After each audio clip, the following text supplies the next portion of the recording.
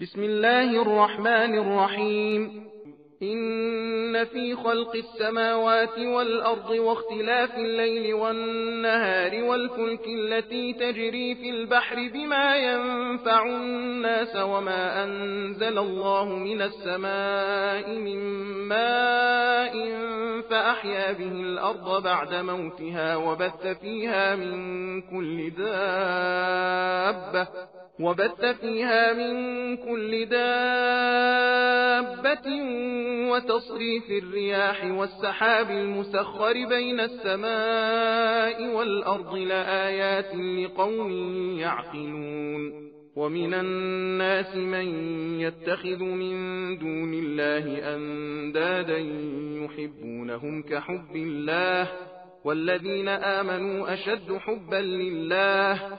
ولو يرى الذين ظلموا إذ يرون العذاب أن القوة لله جميعا وأن الله شديد العذاب. إذ تبرأ الذين اتبعوا من الذين اتبعوا ورأوا العذاب وتقطعت بهم الأسباب. وقال الذين اتبعوا لو أن لنا كرة فنتبرأ منهم كما تبرأوا منا كذلك يريهم الله أعمالهم حسرات عليهم وما هم بخارجين من النار. يا أيها الناس كلوا مما في الأرض حلالا طيبا ولا تتبعوا خطوات الشيطان إنه لكم عدو مبين.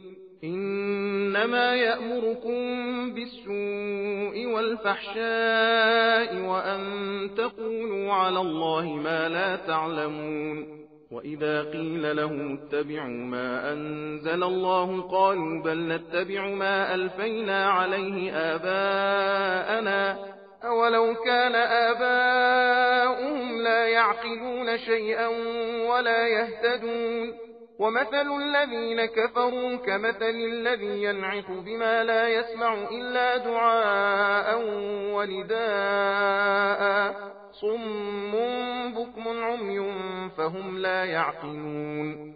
يا أيها الذين آمنوا كلوا من طيبات ما رزقناكم واشكروا لله إن كنتم إياه تعبدون. إنما حرم عليكم الميتة والدم ولحم الخنزير وما أهل به لغير الله فمن اضطر غير باغ ولا عاد فلا إثم عليه إن الله غفور رحيم. सबील कुरान हिदायत का रास्ता।